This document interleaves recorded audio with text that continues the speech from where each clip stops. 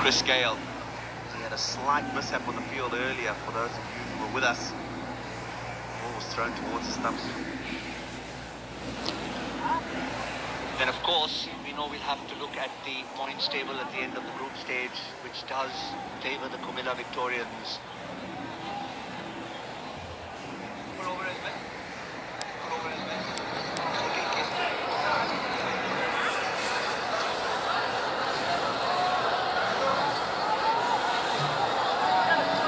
A few glum faces after 7 overs. We knew it was going to come. Both the captains mentioned at the toss. Comilla decided to field first. With that in mind, Mashrif Murtaza said, well, if the rain comes, there's nothing I can do about it.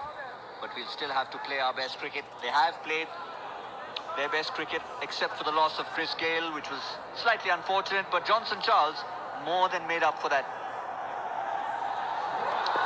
That's what happened to Chris Gale. That's the only wicket of the innings so far. He was in a bit of discomfort, twisted his ankle slightly, having stepped on the ball, and didn't look quite comfortable out there. Yeah, and it was his back foot, and that's where all his weight goes, of course, wanting to transfer to go forward to play any shots. So a lot of discomfort he was in, and they will be happy to see the back of him. Of course, that whirlwind innings of 126 and just 15 one balls in the last game. So this is what's happened. Rangpur Riders put into bat. Johnson Charles has been at his devastating best, 46 from 26, and from right at the top of the innings, he was getting after the bowlers. Chris Gale just managed 3, and Johnson Charles has just been joined by Brendan McCullum. Yeah, Mehdi Hassan was starting at the very top of the innings. He got hit by Johnson Charles for those for 3 out of the 4 sixes. And then Shoaib Malik stemmed the rod slightly before it was Mehdi Hassan who came back and took the important wicket of Chris Gale. We still haven't seen enough of Hassan Ali, just the 1 over.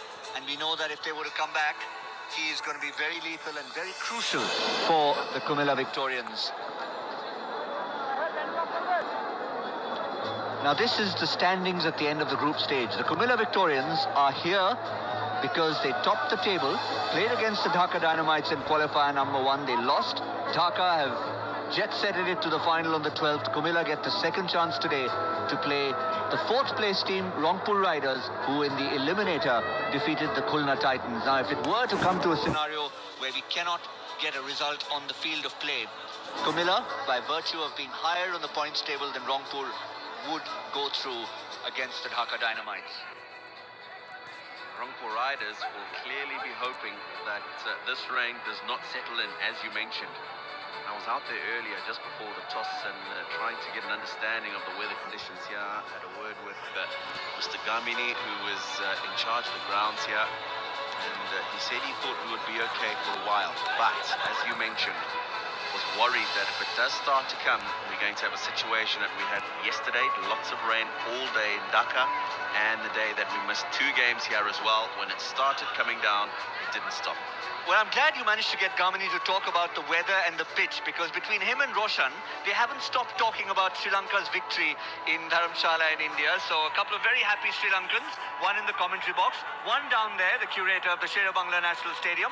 And why not? It was a fantastic victory. And I think that's one of the reasons Roshan wanted the quicker bowlers to bowl here instead of the spinners. His quicker bowlers did it in India. Oh yeah, they bowled particularly well, and as you can see, that's the situation here at the Sher-e-Bangla National Stadium. Rain has stopped play, and we're going to take a short break, and we'll get back to you as soon as we have any news with regards to the weather situation. Until